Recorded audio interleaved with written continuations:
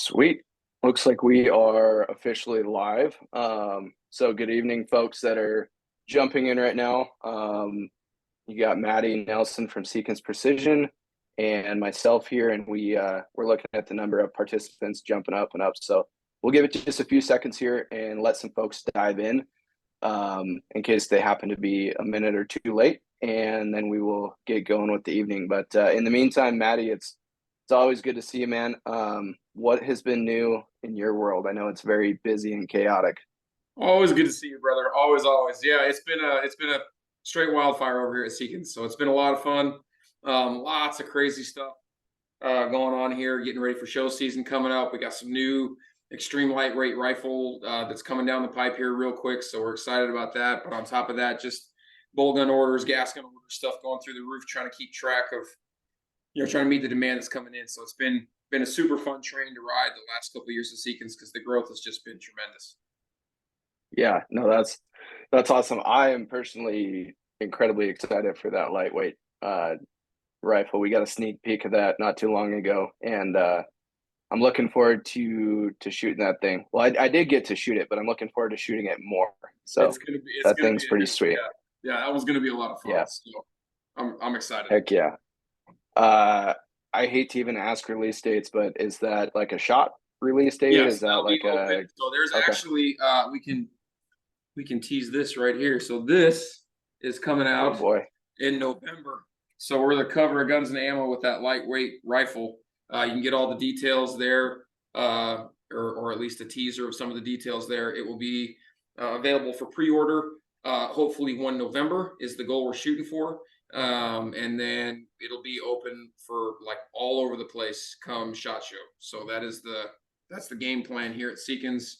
If we can get everything rolling out the way that we're hoping. So we got several prototypes in house right now. I shot 3 different ones today, and a couple different calibers that we're looking at, and we're getting real close to the finish line on being sure that it's buttoned up, good to hook, ready to rumble, so that we can start doing pre-orders and then have it out and hopefully in stock in some places, so people can go see them, pick them up, check them out. So, but Yeah. they're not going to stay on the shelf for very long. There's a lot of appetite for that particular gun. It's going to go real quick. Yeah, no, I can imagine. I have that element, which is currently your kind of lightest It option, is, yeah. right? So this one will surpass that for lightweight. And the one thing I will say, and I have no shame plugging Seekins all night long because I shoot one, I own one, and it is hands down like the best shooting rifle I have in my gun cabinet. And it's also the lightest rifle, and that's what's so cool for me is like for that gun in particular. It's the lighter rifle, the harder to shoot, yada yada. Well, I can go out and shoot. We were shooting 800 yards across canyon with that gun, and We were, it yeah. it was shooting just as good as anything else that I have in there that is 2 to 3 times the weight of it. So that is super cool. But well, awesome. We'll dive in here in just a second. Again, just want to go through a few housekeeping things. First and foremost, we really appreciate your guys' time. Everybody who's attending, taking the time out of your evening. I guarantee that you are going to learn a lot of stuff when it comes to shooting. I personally known Maddie for a couple of years now. I think we met at probably a trade show a few years back, and we've been working more closely lately. And the amount of knowledge and information that I personally have learned from Maddie and everybody at Seekins is just like I've learned more in the past year than I did for the past 30 as far as shooting goes. So and a lot of that is due to Maddie, who's here with us tonight. So we're lucky to have him. And next thing, so don't worry, your guys' audio and video are turned off. We get a lot of questions about that. We can't see you, we can't hear you. This is kind of a one-way street. So keep your questions for, don't keep them for the end, but put them in the Q&A section. So go ahead, use that chat function that you see there for letting us know where you're tuning in from. Check in with each other and banter, throughout this. But then if you have an actual question that you want us to get to, make sure that you're plugging them in the actual Q&A section. So with that, one other thing, if you're watching this after the fact on YouTube, the giveaway, which we'll talk about toward the end, is closed. Sorry about that. You actually have to be live and attending to get some cool free stuff. So with that being said, we'll kind of roll into this and get things started. We've got a cool agenda for tonight.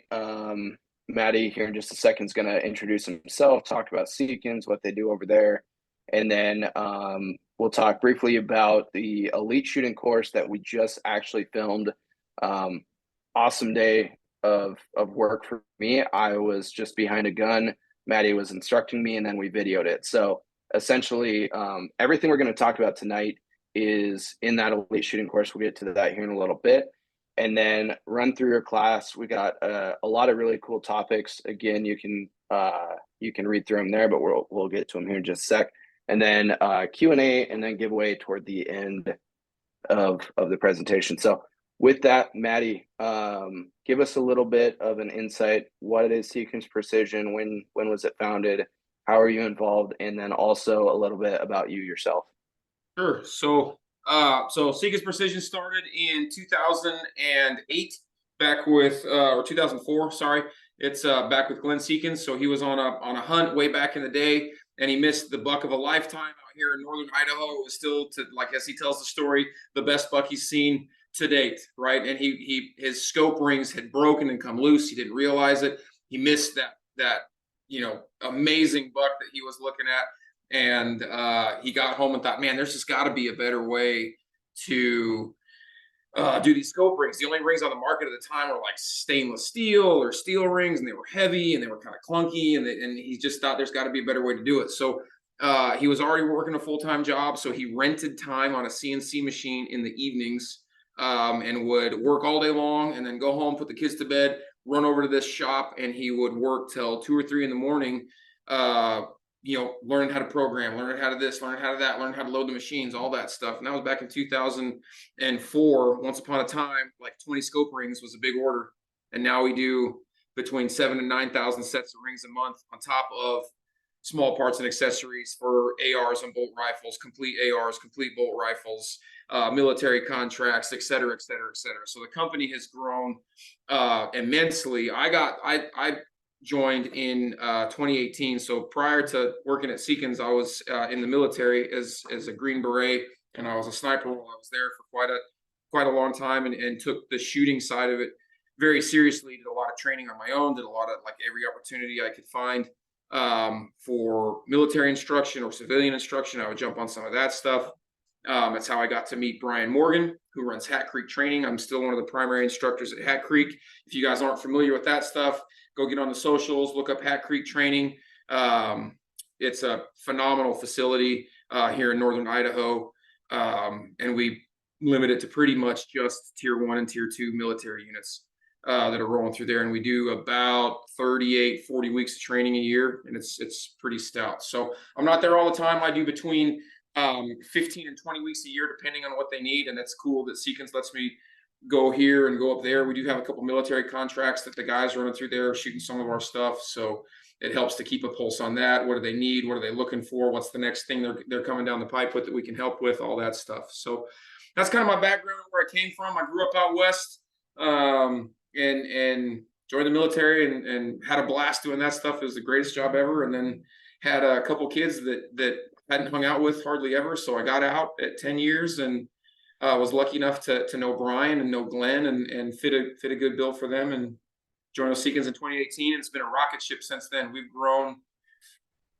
double and triple every year for the time that I've been here. And that's not because I'm here. That's a huge team effort. And we just happen to have an amazing crew of people here at Seekins that's super dedicated to the product, super dedicated to the brand, making sure we get good quality stuff out there, and keeping customers happy, so that they know that if they buy a Seekins, it doesn't matter what happens to it, we got them covered nose to tail. So that's kind of where I'm at now. So awesome. No, super awesome stuff. Cool. So if anybody on here is not familiar, again, we're going to dive through a ton of just really awesome information here in a second with Maddie, but we just released a elite free shooting course. So if you're an onX Elite member, it's absolutely free to you. All you have to do is log in with your Elite membership, and then what you're gonna get is a Western course. We have a whitetail course and a Western course. For the Western course, which Maddie did with us, you're going to get 27 videos that really kind of just go next level. So we only have like an hour tonight with you guys. You're probably not going to, get through everything in an hour. What we don't get to is what you're going to find in this course. The link's right there. We will also drop the link in the chat. I know personally because I was involved in shooting the course, and it's next level stuff. I learned a ton while shooting the course with Maddie, so guarantee you will learn a lot even outside of tonight if you go check that out. So we'll drop the link again there, and then with that, I'm going to stop sharing so you can see the man, the myth, the legend there, and we'll just kind of run through some stuff. So the first thing, Maddie, we could go in all sorts of different orders. We picked one that we think might make the most sense, but rifle selection and setup. When you are thinking specifically for hunting, and again, we could talk an hour solely on caliber selection, right? But like high level rifle selection and setup, what are you looking for, and what are you looking for with that? So it's one of the questions we answer all the time here for different customers that are calling in looking for stuff, whether they're new to the game, whether they're shopping for somebody else, their kid, their son, their daughter getting into it. Finding a rifle that's going to be purpose built is really what you're looking for, right? Are you looking for something that's extreme lightweight because you're doing a lot of foot traffic, you're doing a lot of humping that pack up and down some steep terrain, so you need something that's going to be a little bit lighter? Are you going to be more of a bail out of the side of the razor and run down the hill, and there's your spot, and that's where you're going to shoot from, so it doesn't need to be necessarily as light a weight? Shooting capabilities, right? A lot of stuff comes down to the shooter. How well can you manage the recoil? If it's a lightweight gun and you're shooting a big caliber, that gun's going to jump. It's going to bite you a little bit. So is your body type the one that can take that? Some people are built for some recoil management, right? They're a little bit bigger, so they're going to be okay. But like my 12-year-old daughter, I don't want to throw her on a 5.5 pound 300 Win Mag because she's not going to have a good time. That'll be terrible. So really dissecting when you're choosing a rifle, dissecting like, hey, who's using it? Who's the primary user? Who can be the secondary user? That comes into play for sure. And then what feels good to me? There's a lot of different companies out there. Seekins is one of them, right? We make what we feel is the perfect hunting rifle. But there's other companies that feel that they make is the perfect hunting rifle. So you need to go out to the local gun store, to the local gun shop in your area, and try a bunch of guns out. Get behind them. Feel what they feel like. Does this feel good? Does this feel uncomfortable? How does it? Does my cheek fit on here well? How's the length of pull from my shoulder? Just get behind the guns and try them out, which is tough to do behind a counter. You're gonna learn way more the first time you glass it up and you pull that trigger. You're like, well, this gun is surely not for me. And that's okay, because it is for somebody else, and you get on a forum, you can sell that gun, you're going to be all right. So doing a little bit of homework, looking at some different things. What is the purpose of the gun? Where am I hunting at? How lightweight can I be, or how heavy can I be? If the gun is heavier, yes, it is more difficult to pack around for long foot movements, but it eats up a lot of that recoil management. So just on the Seekins lineup, right, we have the Element, which is 5.5 pounds. We have the PH2, which is 6.9 pounds. I'll shoot the PH2 in 300 PRC, 300 Win Mag, 28 nozzle, or 7mm Rem Mag, 7 PRC. I'll choose the PH2 in those bigger calibers because I want that extra pound and a little bit to help manage that recoil, because it's just more comfortable to shoot. I can see what happened down range. I'm not bouncing all over the place. That gun and that little bit of extra weight helps manage that recoil. So it really comes down to the individual and some of those purpose-built tools, and you need to look at those and how do you pick that rifle to match your exact needs that you're looking for.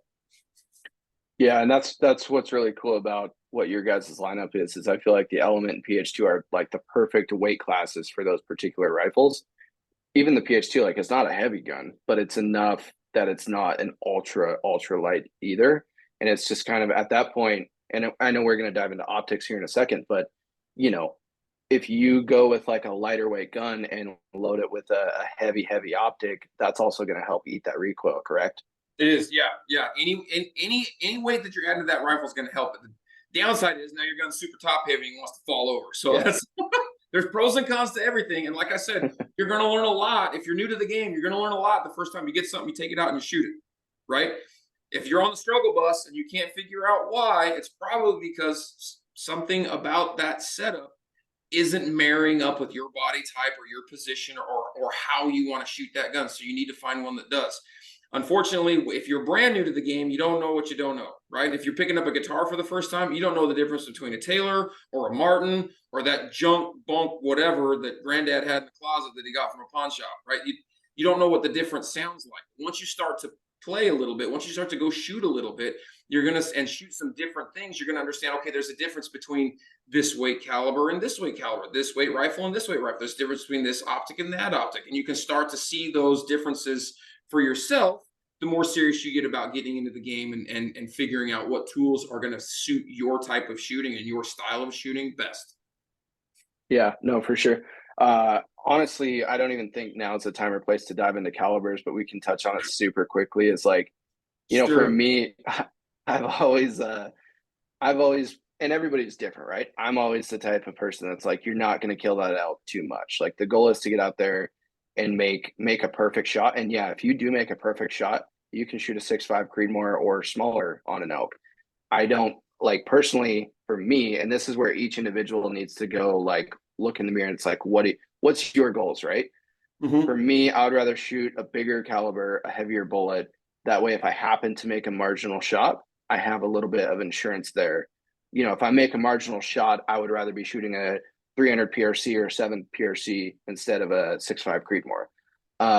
Obviously, the recoil and everything comes into play, but that's one of the things I wanted to ask you about is like suppressors are really becoming popular. I just Mm-hmm. got one last year. I don't know if I'll ever shoot or hunt without one now that I have one. Mm-hmm. But no suppressor, no brake versus brake or suppressor. Like, what's kind of your personal opinion on those? So there's a bunch of different stuff. Like when it comes to the caliber choice, there's a ton of stuff out there. Like you said, and like the guys at the shop here have they tell to each other all the time, right? Like case capacity and bullet weight wins every time, right? So and like elk are tough. They live outside, right? Like that's a tough animal. So you don't need to be taking a BB gun into hunting season thinking you're going to make the perfect shot because the bottom line is you're not, right? You're going to be cold. You're going to have a bunch of adrenaline. You're going to have it's going to it's going to be real close to sun up or sundown, right at that legal light time, and like everything is going to conspire against you to make that as difficult as possible. So shooting a bigger caliber and a heavier bullet is going to do a lot to help you put that animal down ethically. So, like you said, you got to look at yourself in the mirror and be like, "Hey, what am I willing to do, and what am I willing to sacrifice, and where do my ethics carry me?" Right.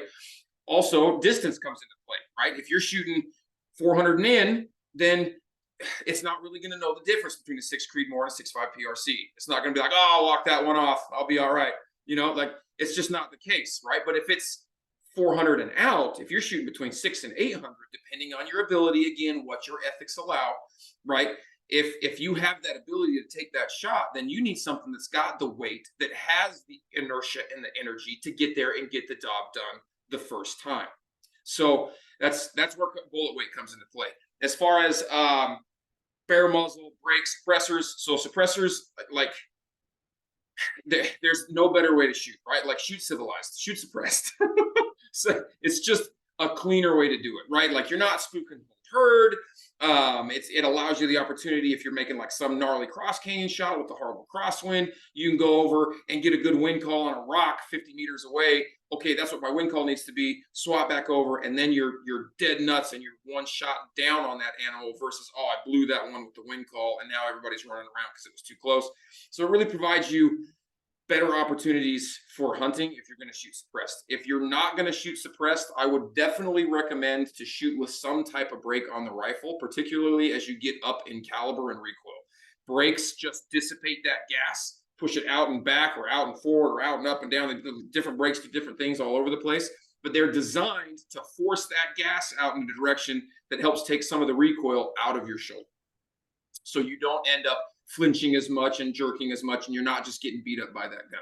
If you are just going to shoot bare muzzle and you're going to shoot a big caliber, like go into it knowing that that's going to have a little bit more bite than if I were to use some of these tools that are going to make it a little bit easier for me to make a good clean shot. So that's kind of Yeah, what I take on. Shoot civilized if you can. yeah, no, and I think again for me, I've had a suppressor for like 8 months, and I just went out to the range the other day and I shot one of my guns with a big nasty break on it. And I shot it one time and I said, nope, not for me. And then I screwed that off, screwed the suppressor on and re-zeroed for that. So it is definitely nice when you can.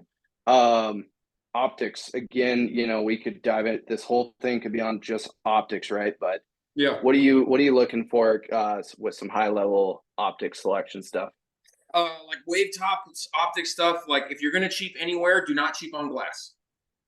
Right? Like you're paying for what you get. If you look through the $100 blue light special and you look through a $3,600 ATAC-R or Gen 3 Razor or Leopold Gold Ring, like Mark 5 and Mark 6, and you can't tell the difference between those two, like you need to spend some more time behind glass, right? If you're going to cheap, don't cheap on glass. Get what you need. The other thing that I tell people with glass is get one that is going to fit your magnifiable range. What I mean by that is if, like lots of guys tell me all the time, I'm never going to shoot over 15 power, so I'm only going to buy a 15 power scope. The problem with that is at 15 power, you are completely maxed out. You have nowhere else to go. You are as far forward as you can get. And what it essentially does is it takes your field of view and it shrinks it down to a soda straw. Where if I have a 20 power scope and I only go to 15, my field of view is now much broader. It's a lot bigger. So I shoot big, heavy scopes. Like I'll hit the gym, I'll save weight somewhere else. I'll cut the handle off my toothbrush and roll all the toothpaste out of my toothpaste tube. I'll save weight somewhere else. I shoot big, heavy glass, right? So, but that allows me to have 36 power or 35 power, 37 power, whatever on the high end. So I can really, really refine my zero. And then I can back it down to 15 power and I can see tons. Guys have such a wide field of view. So when you're looking at scopes, look at weight is certainly a concern, right? Are you going to use it to help manage some of the recoil or does it need to be as lightweight as possible? And then look at what your magnification range is and where you're comfortable shooting.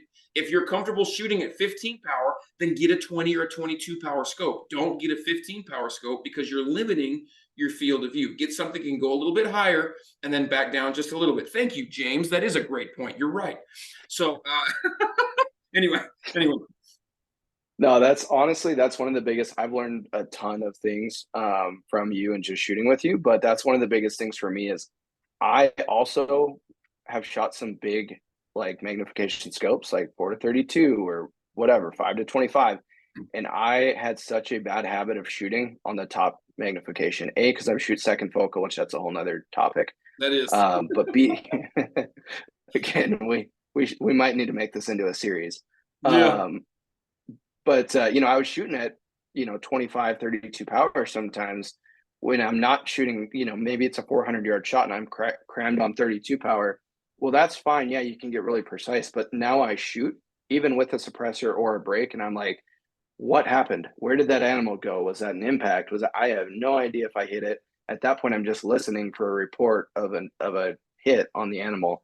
So that's one of the biggest things that I personally have learned from you is like don't be crammed max. You know, if you've got a 5 to 25, now I really like shooting around that 12 power. So yeah, super good stuff there. Let's see what's critical gear, tripods, bags, etc. All right, so there's a bunch of stuff level out there. Then, like, you guys can go, like, if you're not an elite member, go on the elite thing. Like, we do I think that's the longest video we did was like gear, right? So, but there's a couple things out there. One is look at the bipods you're getting, right? Look at the terrain you're shooting in. Out here in northern Idaho, if I have the 6 to 9 inch bipods, that's just weight that I don't need because I'm never going to use those out here. If I have the ability to make a prone shot with only 9 inches of travel on my bipod, I'm never going to clear the grass and be able to see what I need to see anyway. So look at the terrain you're hunting in and then buy gear accordingly. If you're going to buy bipods, buy something that is on the longer end. I like to shoot sky pods on all my stuff because they extend super far. So I get 15 inches of travel on just the single pull legs, and they have double and triple pull, which are ridiculous. You don't need that anyway. But if look at the terrain you're in and buy bipods accordingly, and then look at how to use that kit to your advantage. If you're buying bipods that have spring-loaded legs and you're shooting uphill, flip those bipods around and use them like a grappling hook. So they're not just collapsing on you. I get shit all the time. I'm sorry, I probably shouldn't curse on this. I get crap all the time on my social media stuff because, oh, your bipods are on backwards, you rookie. Like, okay, well, come shoot with me. I'm shooting on this 30-degree up angle hill, just hanging on for dear life, hoping I don't slide down. or flip them around backwards and hook them on a tree, hook them on a downed log, hook them on a fence railing, whatever, and allow that object to now eat all that recoil. Now it doesn't matter if I have a 5.5-pound gun, a 700-pound down tree with my bipods over the front flipped around backwards so that they can't collapse is now taking all of the recoil away from me, allowing me to make a very clean, steady shot. So when it comes to bipods, look at ones that can lock into position, or if they're spring loaded, how do I quickly turn them around? Tripods have been the slowest thing to enter the hunting world, but they're starting to come in very strong.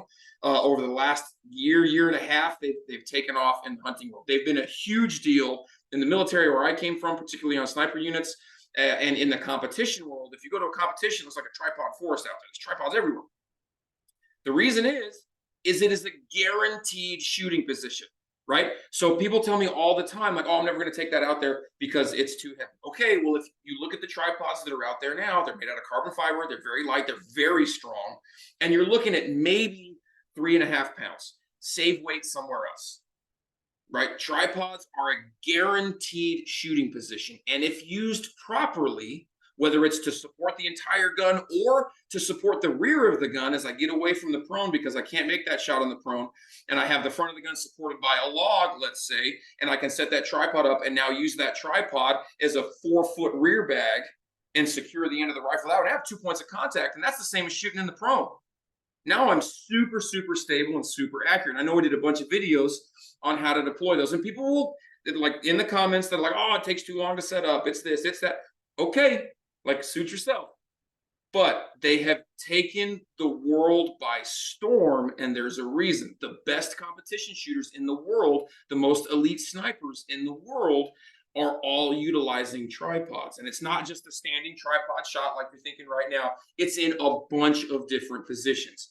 It's a guaranteed shooting position. And we set it up on a couple different shots in the video series that we did, Dylan, where we're using it, where it's all like one leg out way long, 2 legs short in the front. It's just a shooting bench. It's a guaranteed position that gets you high enough to be above vegetation, but still super, super solid and super stable. So tripods are a big one. You need to look at, if you haven't looked at tripods before, watch the video series. Hopefully that gives you some information on them, but they are a game changer when it comes to stability. When I talk to guys that are normally shooting off of shooting sticks or just a single pole, and like, what's your ethical distance? Oh, I can't shoot past 250 because I'm wobbly. Okay, cool. We can double that ethical distance with the proper use of a tripod. That's a game changer for a lot of guys. 250 to 450, that's a big deal. So why would I not at least look into tripods and how to use them? So anyway, that's my 2 cents. You can take it for what it's worth, but it's a big deal. Well, and I personally seen it. I mean, again, like I'm not out there shooting. I'm not Maddie. I don't shoot every day or weekend. I do get to shoot a lot.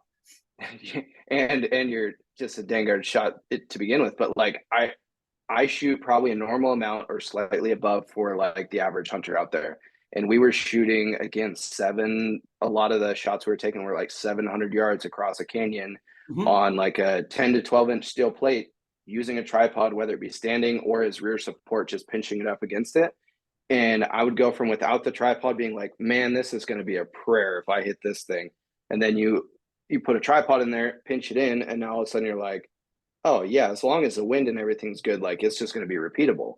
Yeah, you go from maybe 12 inches, 14 inches of wobble to you're only maybe 2 inches of wobble left or right of center of the plate, which is, I mean, that's a big deal at 700 yards. 12 inches of wobble is a miss, right? You got to time it just right. You got to hope that you broke it just right. You got to hope your wind call's good.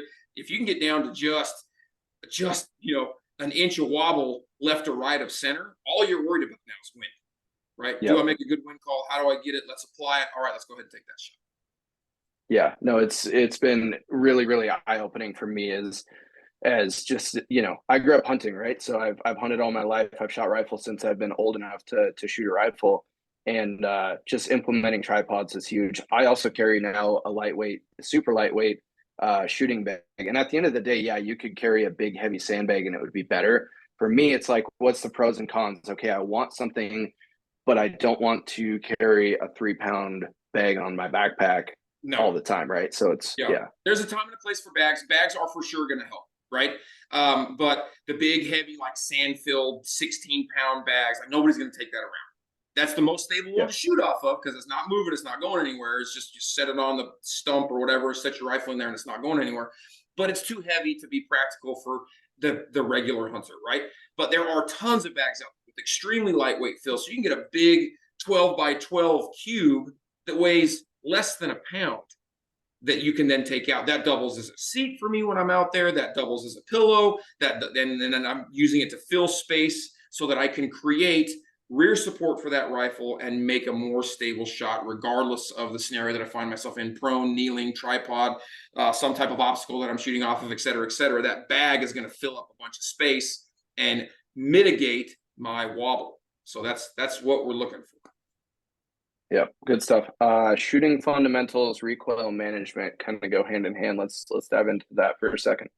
They do, and I'm sure everybody's heard like the basic shooting fundamentals, right? You have body position, breath control, sight picture, trigger squeeze, recoil management. Like those are the big ticket items that everybody's always going to talk about. When it comes to those basics, what I preach to everyone is you got to master the basics. If you can't master that, there's no like magic military school that I as a Green Beret went to, or that MARSOC is going to, or the Navy SEALs are going to, or these Delta operators are going to, or they show up and they're like, you are now a ninja. That's not what it is. Like, that's right. The reason that they are so good at what they do is because they've mastered the basics. They've laid down in the prone and they have drilled those basics, that sight picture, that trigger squeeze, that breath control, that recoil management. They have drilled that so many times that they have mastered those basic skills. So as they get away from the prone and they have to shoot on a knee, or they have to shoot from a tripod or off a barricade, or whatever the situation is that requires them to shoot away from those mastered basics, they can apply those basics very rapidly and mold them to fit the scenario that they find themselves in. It's no different for competition shooters. It's no different for hunters. If you go and master those basics of sitting at a bench or shooting in the prone and get super serious about knowing exactly what happens every time you pull that trigger. Do I breathe in? Do I breathe out? Do I pin the trigger to rear? Do I slap it? How do I manage the recoil? Is my gun jumping 2 feet to the right or to the left? How do I mitigate that? Centering that rifle up, making sure that recoil is coming as straight close to center line as possible, not way out here in the pocket of your shoulder where you're tipping your head over like you were taught to shoot your BB gun when you were a kid, right? Keeping it in here, all that recoil is now being mitigated and managed by big muscle groups. If I stick it out here in my shoulder, as that recoil comes, that front is going to jump left or right depending on which way my shoulder runs that recoil. If I push into it or if I just catch it, the front of that gun is going to jump significantly, pulling me off target and not allowing me to see what happened. Following that shot is a big deal. So when it comes to the mastery of those basic skills, it's not anything new. Everybody on here knows what they are, but you need to really dig into the details and get serious about replicating the same thing over and over again. It's great if you can shoot a 3-inch group under a dime. If you go out and miss a bull elk at 250 yards, that's a billboard you just missed, right? That's a big target, right? So think about, how do I apply those fundamentals? How do I apply those basics that I've taken the time to get super serious about and master to fit that scenario where I have to get away from the ground? Because in the reality, what's going to happen? You're going to have to shoot away from the prone. So for sure. Anyway, I think a big thing for me with that too is I do not shoot off my right? pectoral muscle. I shoot off my collarbone. Sorry, I know we're saving questions for the end, but that's a good question. I'm not letting the stock sink far, and I'm kind of a skinny guy, right? They're like, if you're a bigger fella, maybe that's where you're at, right? But I shoot right off of my collarbone, and I'm keeping it where when I drop my head in, my head's coming down on that stock, and it's as minimal a tilt over as possible. So I'm close into the center line. I'm right on my collarbone, and then I drop in. The first couple times you do that, I think it was Matt that asked that question. That's a good name. The first couple times you do that, you're not going to like it. But the recoil management is what you're looking for. Of all the processes, recoil management is going to be the one that needs to be thought about more than anything. You could build the most stable position, but you pull that trigger and the recoil blows it all to hell, and now you're in trouble because you don't know what happened. So recoil pre and post shot need to be taken into account when you're building that position. Is the recoil going to get trapped by this stump that I'm shooting off of? If not, because I just have my bipods on top, how do I mitigate that recoil so that I can follow my shot, see my hit, make a correction, get a second round hit so we can put that animal down quickly and ethically.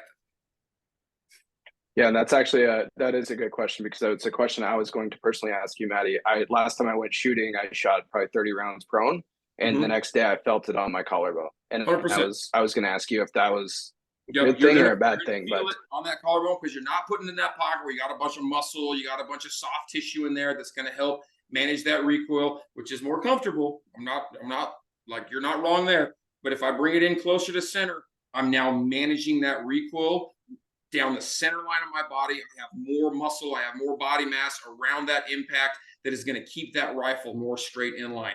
The lighter the gun, the closer into center you need to get. Right? I shoot military training, like my gun's heavy, right? That's like a 16, 18 pound big old honking bolt gun. And I will still run that bad boy in real close and then pinch down with my cheek and help kind of trap some of that recoil and keep it right on my collarbone. And that's how I run every gun, regardless of the system. Light frame carbine, bolt gun, large frame gas gun, like all that stuff. I'm going to run it in close and then keep my head as straight up and down as possible and use my cheek and my collarbone to help pinch it into place. Awesome. Good stuff. Let's dive into the importance of establishing a good repeatable zero, and then also a ballistics profile that you can true and be confident in. For sure. So like having a good zero is a big deal. Right now we're going to get it. Like the other thing with zero is, and we could have talked about this with glass, like MOA versus mils, right? MOA or quarter inches, you can really refine that zero a little bit better. Mils are a little bit grosser, right? So it's like 3.6 inches ish is a mil at 100 yards. So that's broken up into tenths. A couple of things real quick on mils versus MOA. There's always going to be an MOA crowd. There's always going to be a mil crowd. If you don't know which one you are, shoot what your friends are shooting, because they're different languages, right? You don't want to show up and speak some different language. Shoot what they're shooting, and then when you get that one down, swap over and learn a new language. If you don't know and you're not shooting with anybody, there's two things that I ask people. One is, does your mind do math better in quarters or in tenths? So if I ask you how many quarters are in $1.70, and it takes you 15 minutes to answer that, like it does me, because I'm not that smart when it comes to quarters, but I ask you how many dimes are in $1.70, I can rattle off 17. I'm better in tenths. So mils are going to be a little bit easier for me to understand. The other argument that I have, mils versus MOA, is the best competition shooters and the most elite military snipers in the world are shooting mils. There's a reason. It's not because it's a new fad. It's not because it's a flash in the pan or it's a new shiny object that they're after. They are the best in the world. They're shooting mils over MOA because with all of the math and all the correlations that roll into mils that are super helpful with a bunch of different calibers, and that's a completely different class. That's another 6 hours we can talk about. Mils end up being better for their purposes, right? So you need to look at what your purposes are. Does MOA suit me better, or do mils suit me better? If you don't know, like that's a conversation for another time, because we don't have that kind of time here. Yeah, but that's the argument that I would present. The best in the world on the military and the competition side are shooting mils, right? So you need to look at why that's the case. So there's that. And I can't remember what this original. No, you're good. Just establishing a good zero. Oh, like repeatable the zero. importance of that. Yeah. There we go. Yep. Yeah, sorry. So a good repeatable zero. So it's important to be able to have a repeatable zero. If you lay down and you shoot a great group at a dime and it's centered up on the bullseye, and then you walk away from your gun and you come back down and shoot, and that group has shifted over somewhere else, there's something that is amiss. Something is awry, right? You either need to address your system, address your body position, address your parallax. Parallax is a huge conversation we can have. But that's a big deal. If you're not repeating your zero, something is changing in how you address that gun. When I zero, I will put a big 3-inch shooting seat on a cardboard target, and then I will put 3 rows of 1-inch dots, and I'll put 5 dots across it. So I will shoot and I'll refine my zero on that big shooting seat, and then what I'll do is I'll stand up, walk away from the gun, I'll lay back down, and I'll shoot 1 round at that first 1-inch dot. And then I'll get up and walk away from the gun. I'll lay back down. I'll shoot my second round at the second 1-inch dot. Get up and walk away from the gun, come back down, lay down, shoot my third round at that 3-inch dot. I never change my point of aim. So if I'm always hitting at the 1 o'clock just outside of that 1-inch dot, that tells me that how I build that position from the first, it's easy to lay down and shoot the same position, shoot 3 good shots. It's much more difficult to rebuild that position and shoot accurately every time. So I will do that for 5 shots. Get up and walk away from the gun after every shot. I'll take those 5 shots, superimpose them over the top of each other, look at what my group is, make my adjustments. So if I'm at the 1 o'clock of that 1-inch style, I'm going to come down 2/10, and I'm going to come left 2/10, or down 1/10 and left 2/10. And then I'm going to make those adjustments, walk away from the gun, lay back down, shoot 1 round, get up, shoot 2 round, get up, shoot 3 round, get up, shoot 4th round, get up. Again on that second 5-inch dots to verify that my adjustment is correct and I'm hitting where I want to hit, so that I'm rebuilding that position over and over. That does a couple things for me. It makes me build that position, so I'm ingraining the realization of that basic skill. I'm mastering that basic skill of building good body position. I'm managing my recoil. How's it going? What's it looking like? Am I staying on the target? Am I bouncing just a little bit left and right? If I'm bouncing a bunch and coming off the target, how do I adjust my body to fix that? And then it allows me to look at what my zero really is every time I build that position. So that's how I zero my guns. It's a little more time intensive. It's not just 3 rounds and I'm good to go. I'm going to lay down. I'm going to refine my zero on that big one and then shoot 1 shot for every one of those 5 dots and get a good 5-round group off those individual 1-inch circles and adjust my zero from there. That's a big, having a zero that is actually your zero is a huge deal. Yeah, that's good stuff. And then ballistic profile, again, that could be a whole 5 hours conversation, but the importance of just like establishing, whether you're using a chronograph or you shoot at distance and walk it back, like just real quick, the importance of a ballistic profile and how one might go about getting that. Yeah, so like ballistic profiles and reticles have changed long distance shooting dramatically over the last little bit, right? Over the last 15 years, long distance has changed dramatically.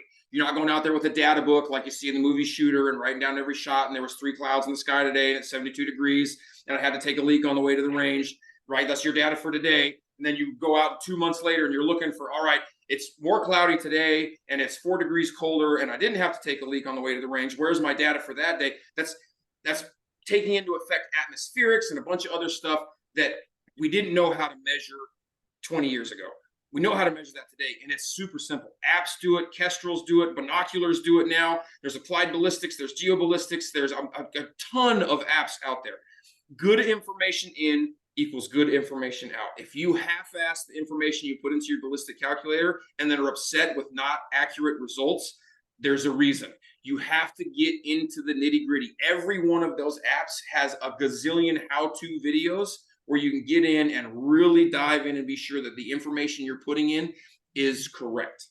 If you have something to take muzzle velocity, a magneto speed, or a lab radar, that's great. If not, you can true your rifle, which is how you do it backwards, right? You pick a target at distance, 800, 900 meters, depending on what the caliber is. You shoot that target, and then you adjust your muzzle velocity to the data that actually required to hit it. So if it was in mils and I was shooting a 308 and it was 800 yards away, which is really close to where I want to true a 308, I would be, let's say the muzzle velocity that I originally put into my ballistic app said you need 8.9 mils to hit that target, but I really only needed 7.8. Then I go in and adjust my muzzle velocity and speed it up until it matches that 7.8. And that backwards does the math for every other target that I now put into it. Right. So there's there are apps. Yes. There's a question on there that was asked if it was easy to go from MOA to mils. Yes, it's very simple. It's not hard to learn the differences between the two. Of the two, mils are much easier to learn than MOA. You're not trying to figure out what 10 inches looks like at 1,000 yards. Like a mil is a mil is a mil. So it's 2/10 off at 100. It's 2/10 off at a gram. It's cake. So they're not hard. It's not hard to crosstalk. I do it all the time. Every class I teach, someone's shooting MOA and someone's shooting mils, and I gotta talk both languages super proficiently. They're both easy to learn. It just depends on which one you want to master. Yeah, and see, for me, I started shooting MOA. Everybody I shoot with shoots MOA. Yep. To me, MOA like makes sense quickly. Mils, I'm going to explore there. I've shot some of Maddie's rifles with mils, and it makes sense when you're in the scope, and it's really nice for wind. But for me, just mentally, I learned MOA, so that's English to me. I know it. You're speaking Spanish, vice versa. But no, that's all good stuff. Shooting positions. I know there's a lot of stuff that we covered specifically in the course and the videos. It's a visual thing, right? So go watch those videos, check out It that is. course. Yeah. But can you walk us through just a few, like, maybe not necessarily the conventional ones. We all understand that the prone, make sure you get a rear support, yada yada. Some of the unconventional stuff that we did in those videos. One Yeah. for me that stands out is when you had me. We took a backpack upside down around a tree and built a shooting platform at 700 that was like incredibly stable. That I wouldn't have even begin to think, okay, I can do this, right? Yeah. So, like the biggest thing is take a look at your gear and take a look at other uses that it could be for, right? Like the first time somebody used a tripod as a rear bag and went up and over a barricade at a competition, it like blew everybody's minds, right? They're like, oh my gosh, can't believe we didn't think of that. Because before they were trying to balance the end of the gun on the apex of the tripod and get all their legs just right. And now like clock's ticking, eats up all their time. Similar to like the backpack, right? So you have a big waist strap on your pack that you've got in there. Flip that bag upside down, wrap that waist strap around a tree, and shoot off of that. It's super simple, right? It's not hard. So as you get away from the prone, and we talk about unconventional shooting positions, all you're trying to create is the most points of contact with the gun in the ground as possible. Doesn't matter how high you are, you're just trying to create the most points of contact you can. If that's only one point of contact with the gun, then you're going to have some wobble. Now you got to have a little bit more skill, and you have to have mastered some of those basics that we talked about better to make a good accurate shot, because you're going to have more wobble in that reticle off of the input that you're putting into the gun, standing off away from the prone with only one point of contact on the gun, i.e. just the head of the tripod, or just the bottom of the backpack, or just a stump with your bipod legs on front of it. If you have no rear support, that starts to get really wobbly. So how do I create rear support? I'm always using my body as a measuring tool, always. So if I know that the obstacle comes to just above my belt line, you go over tiptoes, right? Like just above my belt line, I know that I can get my right knee up underneath my right elbow and create rear support, right? So now I have at least another point of contact. It's not as stable as a shooting bag in the prone, but it's better than nothing. If you don't believe me, go try it, right? Like get up on a bench without any rear support and then get your knee up there and have something else to rest on. It helps. You can take that backpack off just one side, sling it around the front, and now I have something to eat up that space that I've created where I'm touching my knee and my elbow. I'm not that flexible. There it is. And I'm taking this space up with that backpack, and now I'm resting the gun on the bag, and I have 3 points of contact. I got one in the front, I got the stock on the bag, and then I have my hand supported with my knee up, so I'm not putting any additional wobble or input into that gun that doesn't need to be there. So look at how you create more points of contact with that gun. I use a tripod 90% of the time as rear support, not as if I'm standing. If I'm kneeling, then I'm going to use that tripod. I'm going to extend one leg out real long in the back and have two short legs in the front. I'm going to put my right leg over that tripod. I'm not centering up on it, right? Like it's not a broom and I'm on my way to my Halloween party. I'm just going to catch that tripod off the right side of my body with my right knee. And now I'm using that rear leg again to put my backpack on, support the rear end of the gun. The front of the gun is supported by the tripod.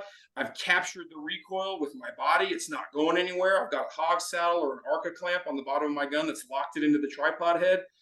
And then I've used a backpack to eat up all of that rear wobble. Now I'm as stable as I am in the prone, and it's an unconventional shooting position. So when you talk about making more difficult shots, it's just how well can I create 2 or 3 points of contact like I have when I'm in the prone. So that's what I'm looking at. I'm always looking at kit sideways to figure out how can I use this to make me more stable. Another one is like shooting jackets, right? Like see competition shooters, they always look around like they just got out of the gym. They wear these real tight jackets because when they roll those shoulders forward, it eats up all of that muscle tremor and wobble. That jacket pinches, like they can lock it down and pinch it into place. If you have your backpack on, strap it down, right? Get it as tight as possible. Pull those shoulders back with those straps. And then when you roll forward to get into your shooting position, everything gets really tight and really locked up. And that allows you to be more stable than if everything's loose and flopping around. Interesting. Yeah, I knew I was going to learn something tonight, and I've spent a lot of time shooting with you, and that's one of them. So good stuff. And the other thing I would say is like shoot these positions, right? It's easy to go to a range and either lay prone or sit on a bench and be like, yep, zero's good to go. Out to 600, my dope is good to go. I am ready for season. And then you get out there with your tripod and with your kit, and you're like, ah, crap. Like, how do I do this? Right? It's not comfortable. Practice shooting some weird positions and see on paper or on a plate, like, what can you do? Because it's easy to say, oh yeah, I'm good out to 600 at the range, but you're laying prone on concrete with bags, and then you get out there and all of a sudden your 5-inch group at 600 yards is now a 12-inch group, and you're like, oh, that's not as ethical as I want to be. So Yep. check it out Also, before. yeah, also, like, you gotta practice, right? Like, if you don't take that stuff out and practice with it, like, that's why people argue, like, oh, I'll never set a tripod up because it's too slow. Because you haven't played with it, right? I played with a tripod a lot. I can set it up fast as crap, right? From the clock saying go to first shot, regardless of how wonky the position is. If I'm using a tripod to shoot off of, or for rear support, or both, my first shot's going to be in the air within a matter of seconds from that initial beat, right? I've put the work in, I've put the practice in, I know how to manipulate that tripod, I know how to store it in my pack, so when I pull it out, it's already falling open, right? Head down on the outside of my pack, legs loose. So when I pull it out, I just turn it upside down and the legs extend. I tighten them up, boop, and I'm off to the races, right? So you got to think, you got to practice with that kit, because you don't have 5 minutes to mess around with your tripod, because that prize elk is walking right there at 350 and you can't offhand it because you're too wobbly, right? So, hey, I only have a matter of seconds to get the distance, get the range, apply my hold, dial my data, do whatever it is I got to do to make this shot, and shoot it off a tripod. So if you haven't practiced with it, yeah, you're going to be slow. So put the work in beforehand so you're not frustrated and then blame the equipment. Oh, I didn't get the shot of that out because of this stupid tripod. Okay, if you were proficient with it, you would have bagged that bad boy, and it would have been the easiest shot you've ever taken. You just didn't take the time to master that skill before it was zeroing. So put the work in before, and then, like, do the hard work first, and then get out there. And hunting is easy, guys, right? Like, if you put the work in on small paper targets or small steel targets, small, right, guys? Not huge billboards out there, because that just makes you feel good about yourself. Small targets. If you really want to, like, feel bad about your shooting ability, shoot paper at 300 off a tripod, or off a bench, or kneeling, or anything away from the prone. Like, just put a little 3-inch shooting see out there and shoot that. It's going to hurt your feelings, right? But that's useful data. I'm looking at a skill that I thought I was better at, that I need to apply some more work in to master. So once I get really good at shooting a 3 or a 6-inch circle at 300 yards, when that mule deer or that elk or that moose walks out there, or that bear, or whatever I'm out there, whatever core I'm after, when that walks across there at 275 or at 250, it's huge. You can't miss, right? You've put the work in, you've put the time in, you've mastered the basic skills required to be a professional. Then you can go out there, and now it's easy, right? So Love it. No, good. All good stuff, man. I really appreciate it. We are going to dive back into the slides here really quickly. Again, just if you haven't checked out this course, we'll throw the link in. I guarantee you guys have learned some really awesome information here on this. This course is just more in depth. 27 videos of this specifically, so check it out. And then and even what I want those, to talk some of about, those are still wave tops. There's a lot yeah, to it.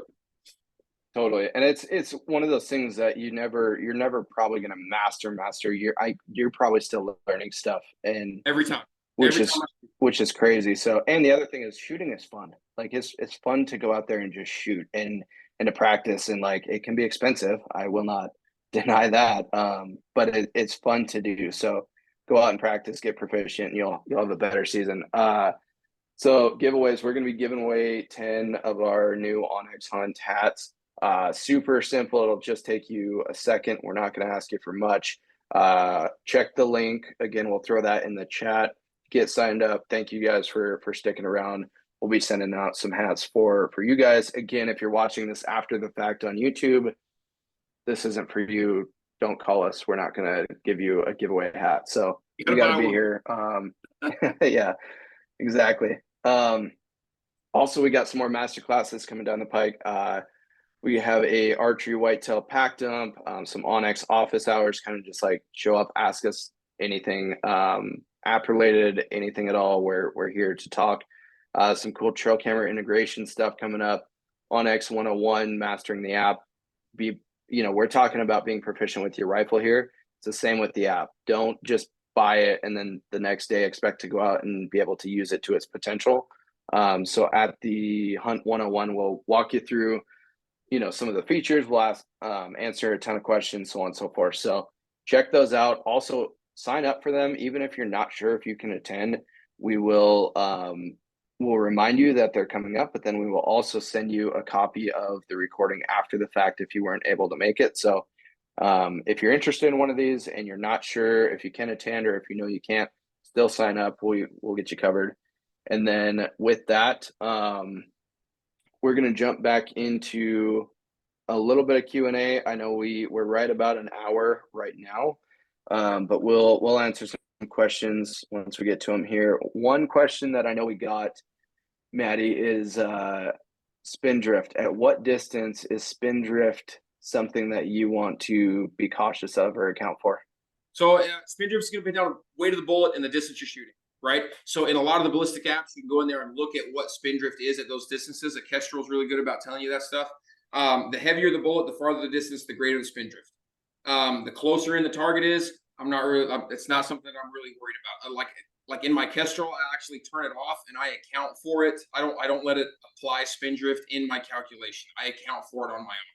So I look at the wind, I look at the distance of the target. If I'm shooting 300 Win Mag and I'm shooting 800 yards, and I'm shooting like an 18-inch circle or whatever, then I'll look at what the wind is doing. If I got just a soft 2 to 4 mile an hour right to left wind, instead of holding just right of center or towards the right edge of that target for that wind, I'll go ahead and hold center and let spin drift eat it up, because it's going to eat those 2 or 3 tenths of wind at that distance. It's not a huge factor. The farther you shoot and the heavier grain bullet you shoot, the more you need to take it into account.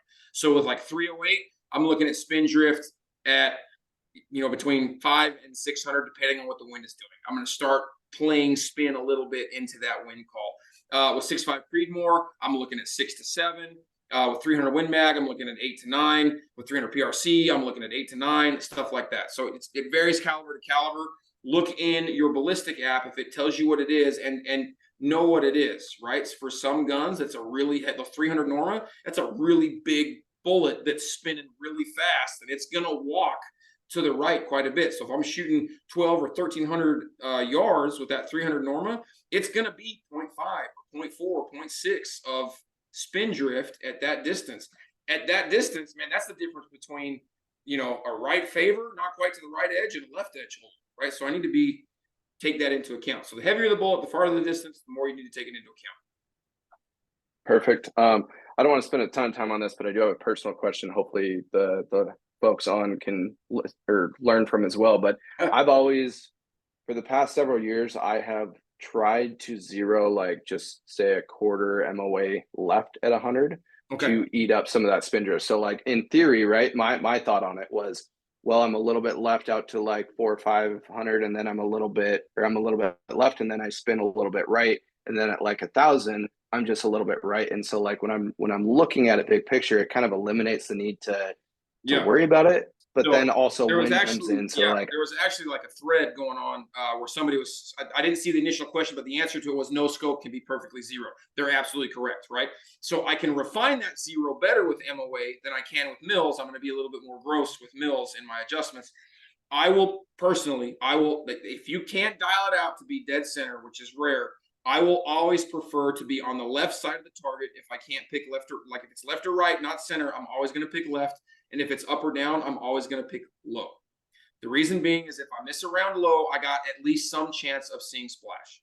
I got a chance of kicking up some dust. If I sail that target, the chances of me seeing splash are a lot less. If it lands behind that animal and it's a big animal, I'm not going to see dust kick up. I'm not going to see anything. So if I'm going to miss, I want to miss low so that I can see it and make the correction. I will zero to the left just a little bit, not a ton, but I will zero to the left. Again, if I can't dial it out exactly, I'll zero to the left, and then I'll let spin account for that just to the left of bullseye 0. And we're not talking like 2/10. I'm talking like less than half a tenth, right? I come right at 10th, and I'm on the right side of the bullseye. I come left at 10th, I'm on the left side of the bullseye.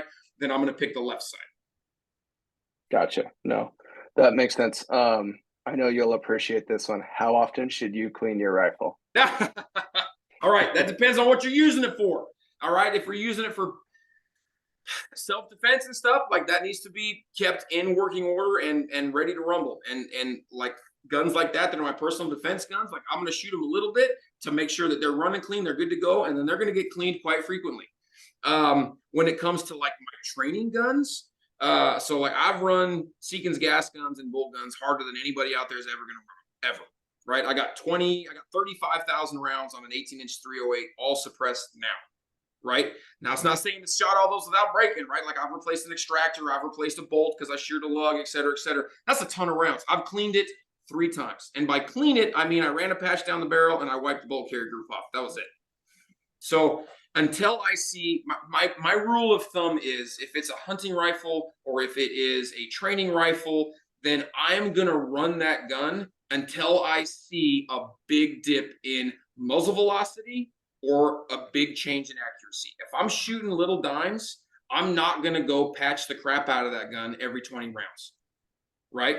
There's an awesome quote from Jimmy Stewart I use all the time. Don't go looking for trouble where there isn't any, because you're going to find it, right?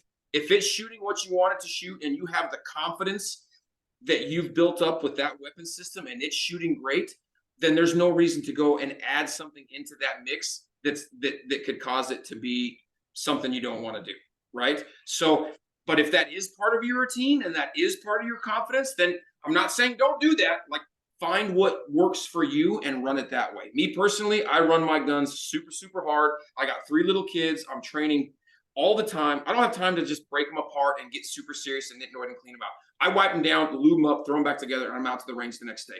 Until I get outside of a half M, like 0.5 groups, or until I see a huge dip in my muzzle velocity, I'm not worried about it. I'm just going to run that gun hard and let her keep eating until I see a change, right? Or if it starts to malfunction, right? If I'm getting real sticky bolt, if it's chattering on its way forward, clearly it needs some care. So I'm going to break it down and lube it up real quick, throw it back together. But I'm not doing super deep, in-depth, ripping all the copper out of the barrel, ripping all the carbon out of the barrel. Like, no, if it's shooting good, let it shoot good.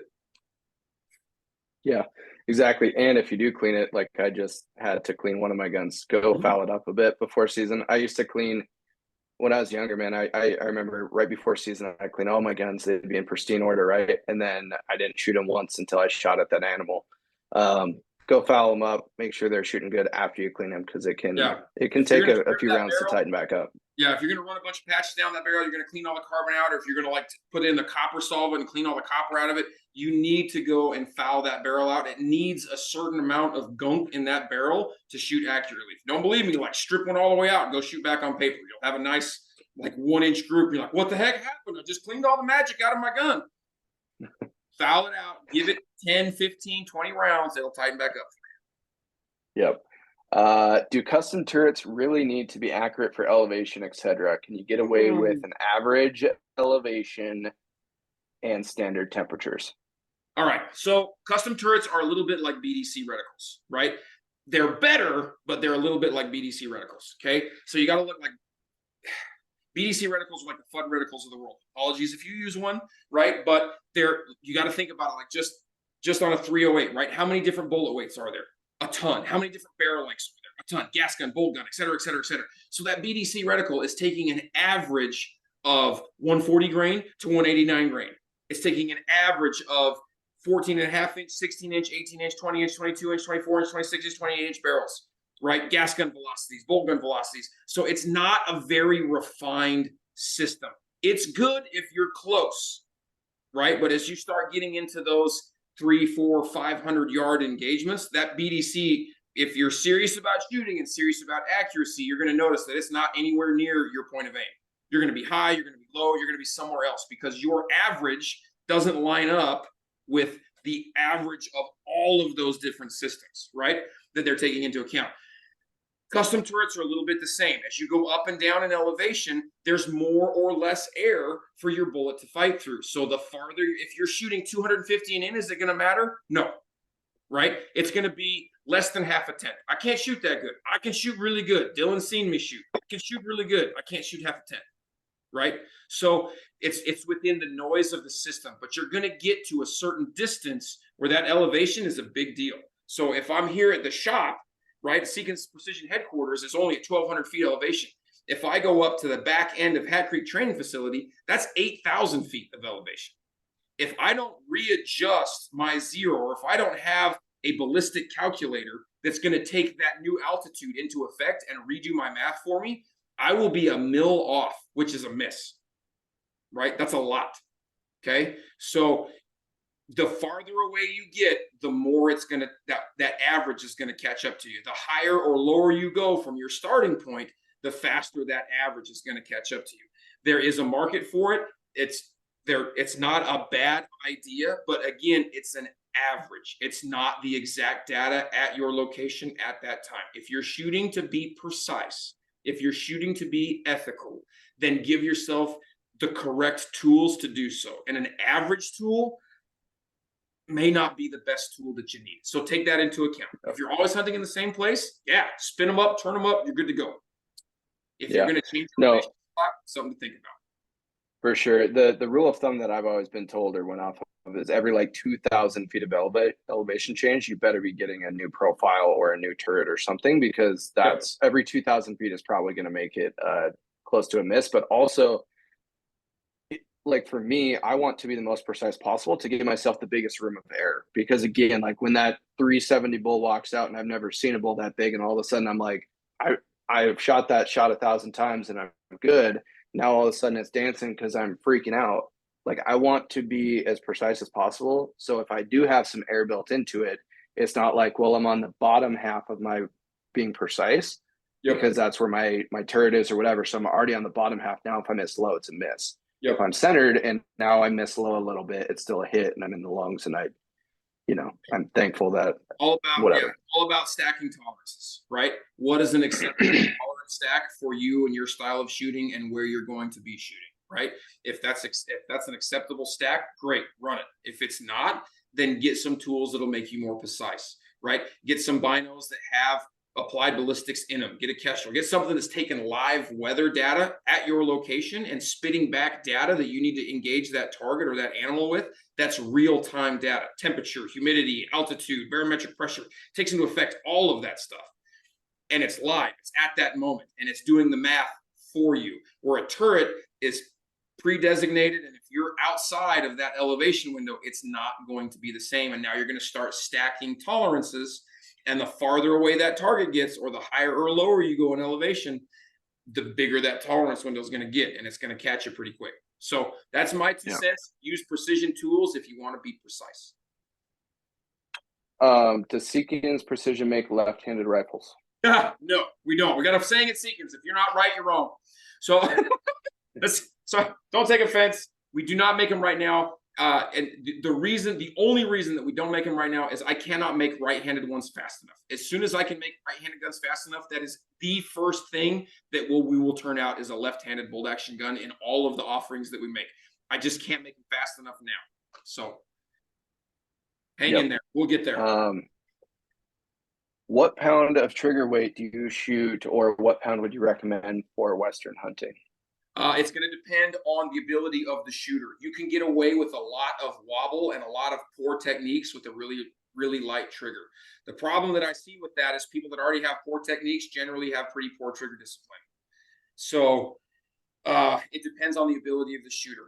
On my old competition guns, I ran a 6-ounce trigger. It was super light. I mean, you looked at it funny.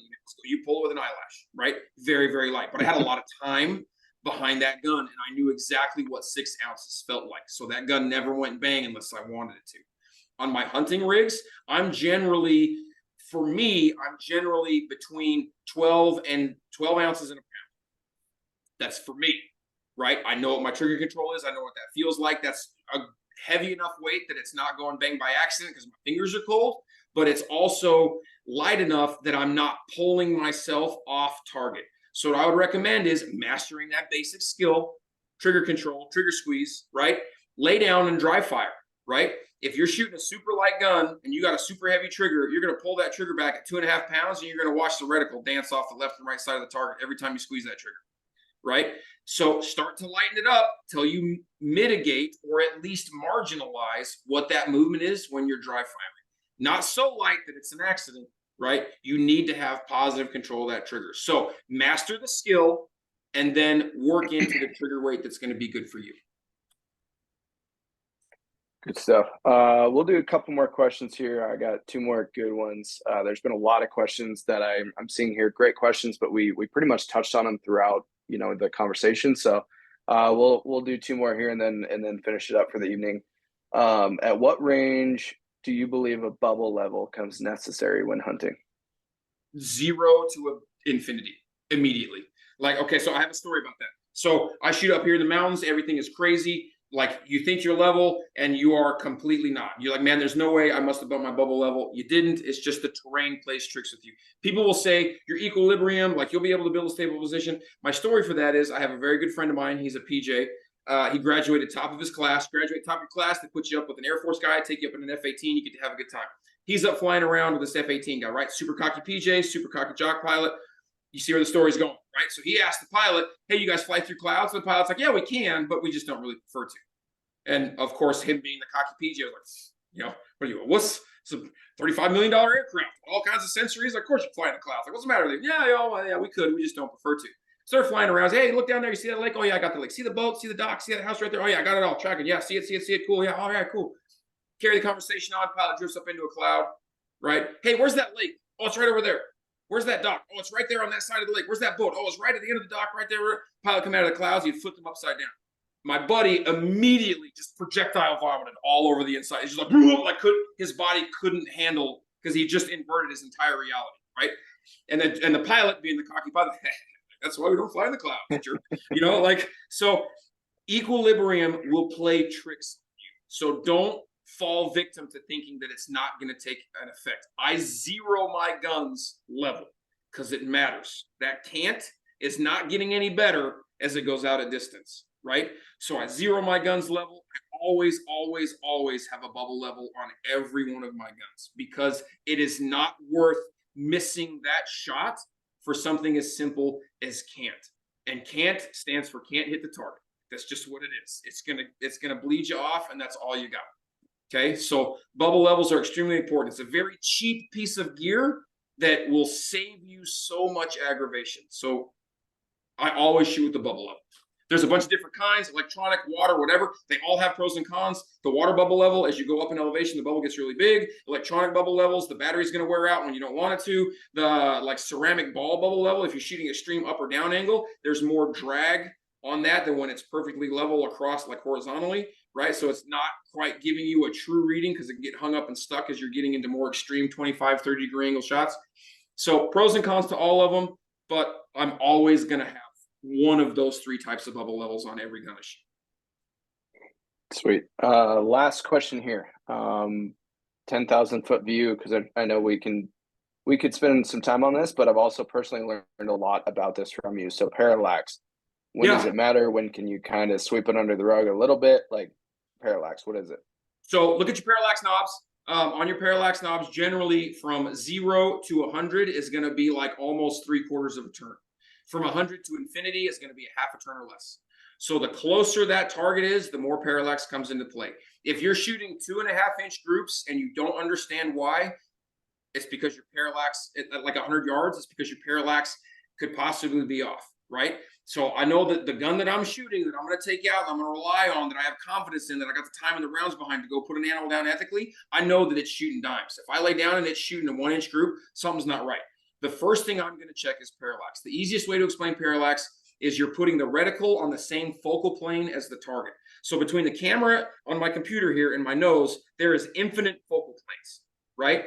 If my fingernail is the reticle and my nose is the target and the gun is the camera lens, right? If I put it on the same focal plane as the target, now if I move that camera around left and right, or if I move my cheek differently on that stock, my point of aim remains the same. But if I focus that at 75 yards and my nose is at 100 yards, and now I move that camera left or right, it is not going to stay on my intended target. And that's going to be why parallax is such a big deal, particularly as you get to like 250 yards and closer. It is huge when you are zeroing your gun. How I check that is I'll dial in what I think it is. I'll disassociate myself completely from the gun, hold it up with the rear bag. I'll look through the side of my scope, and then I'll move my head around. And if my reticle's dancing on the target, then parallax is not eliminated. So I'll continue to adjust that parallax in fine little increments until I move my head around, and it doesn't move at all on my target. It takes a little bit of time when you start out, but the more you do it, the faster you get. Awesome. Yeah, that's one thing that I did wrong my entire life shooting. And then 1 5-minute, session with you in the gun range at Seekins there was just like, man, I was screwing up all my life on that. So not screwing up. Lots of pretty good. We were just shooting 1.5 inches, and I thought, man, surely this gun can shoot better than that. And it did. Like I played with the parallax a little bit. I shot that nice tight little clover leaf, and then you lay down and did the same thing because we had eliminated the parallax. Yep. No, for sure. Awesome stuff. Everybody, I really appreciate everybody still on. I want to thank Maddie. I want to thank Seekins for their time, for their knowledge, for their insight. It is invaluable stuff. Check out Seekins Precision if you haven't heard of them. You probably live under a rock somewhere. I apologize, but check them out. Go put your hands on some of them. And again, I own a couple of them personally, and they're always the ones that I'm reaching for in my gun safe. So check them out. Maddie, I really appreciate you. Appreciate everything you do for us. Any final thoughts, final words? Just thank you to you guys. You guys have been a great friend. You've been a good partner, but more importantly, a great friend to me personally. Like, I appreciate everything you guys do. Thank you so much for tuning in, guys. And thank you for your questions. Thank you for the comments. There's been a lot of people saying great class, et cetera, et cetera. Thank you so much, guys. Take everything with a little bit of grain of salt, right? A lot of that stuff is I've taught a lot of people over the years how to shoot. Everyone is going to put their own spin and their own flavor on it, and that is absolutely what you should do. Take knowledge from different people, apply that to your shooting style, but it's not going to marry up exactly. Put your own spin on it, put your own flavor on it, and that's okay. So thank you so much, guys, for listening. Thank you for the questions. Thank you to onX for having us out, man. Like, Dylan, you're a good friend. Love you, buddy. Awesome. Thank you so much. And take care. Good luck this rifle season, everybody. Hopefully this class helps you bag that buck or bull of a lifetime. Happy hunting.